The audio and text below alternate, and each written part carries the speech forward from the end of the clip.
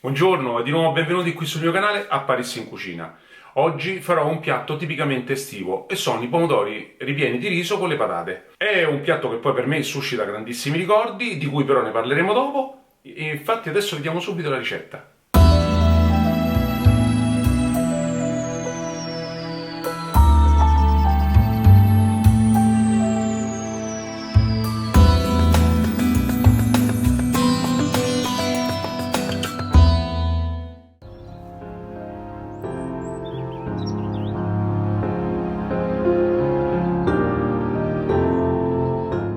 I pomodori da riso sono questi, nel mercato si vendono spesso e volentieri, almeno qui a Roma e non so dalle altre parti, e vengono proprio specificatamente descritti proprio pomodori da riso. Sono belli grandi, come vedete, rossi, quindi noi adesso andiamo a incidere la parte superiore e togliamo la calotta. Cominciamo quindi nel togliere la parte superiore del pomodoro, quindi il cappello, se lo vogliamo chiamare così, e lo teniamo da parte, mi raccomando, che poi ci servirà più tardi. Dopodiché la parte interna la andiamo a incidere cercando di mantenere il bordo del pomodoro abbastanza ampio, perché poi ci servirà appunto per contenere il riso. Una volta inciso, aiutandovi con un cucchiaio, togliamo la parte interna e la mettiamo in una ciotola.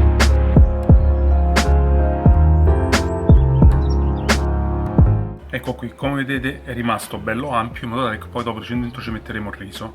Così proseguiamo adesso con gli altri pomodori. Quando li avete svuotati per bene, mettete dentro un pochino di sale e poi li lasciate a testa in giù, in modo tale che così perderanno un pochino della loro acqua di vegetazione.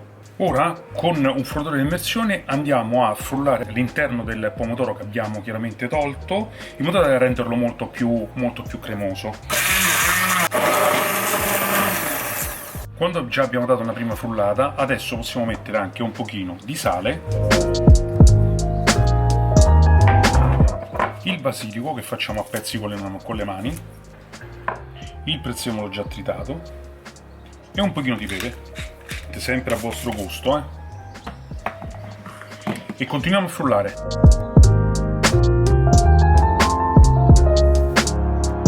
Eccola qua, bella pronta. Abbiamo già frullato tutto, adesso ci andiamo a mettere dentro il riso. Allora, io ho calcolato, visto che i pomodori sono belli grandi, quelli che ho preso, perché poi dovrebbero essere grandi, un cucchiaio e mezzo circa di riso. Non dobbiamo riempire troppo il pomodoro, perché poi il riso con la cottura si gonfia e rischia di far esplodere il pomodoro e dopo non è bello da vedere. Quindi valutate sempre questo, se li prendete un pochino più piccoli, allora valutate circa un cucchiaio. Nel caso potete fare anche una prova, mettete il cucchiaio di riso già all'interno del pomodoro già svuotato, così vedete più o meno quant'è la quantità e non vi sbagliate. Quindi adesso lasciamo qui dentro il riso e lo lasciamo riposare insieme a questi succhi, in modo tale che raccoglie tutti i sapori. Bene, adesso prendiamo una teglia e cominciamo ad irrorarla nel fondo con un filo d'olio. Cominciamo a mettere all'interno i nostri pomodori, lasciandoli un pochino distanziati. Adesso li andiamo a riempire con il riso che sta all'interno del succo del pomodoro che abbiamo condito prima.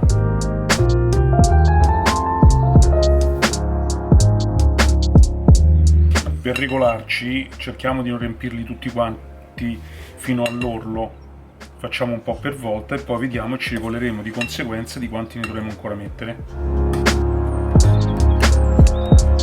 Credetemi, si sta sentendo comunque già in questo momento un profumo straordinario e delizioso. Ora, le cappelle che prima avevamo tolto le rimettiamo sopra.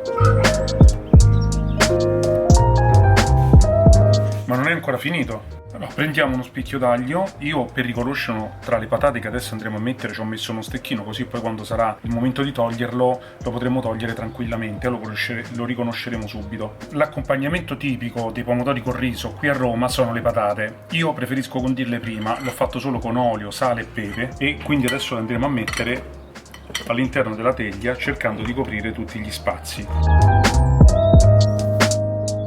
Un ultimo filo d'olio sulle teste dei pomodori e adesso li andiamo a infornare per 50 minuti a 180-190 gradi.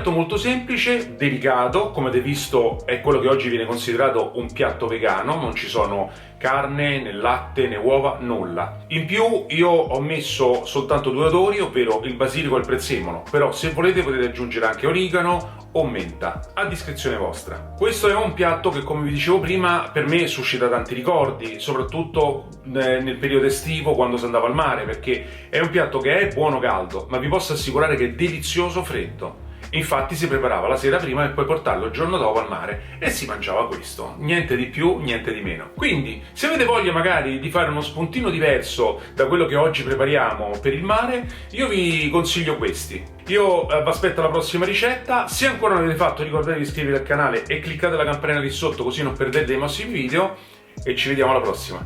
Buona giornata a tutti!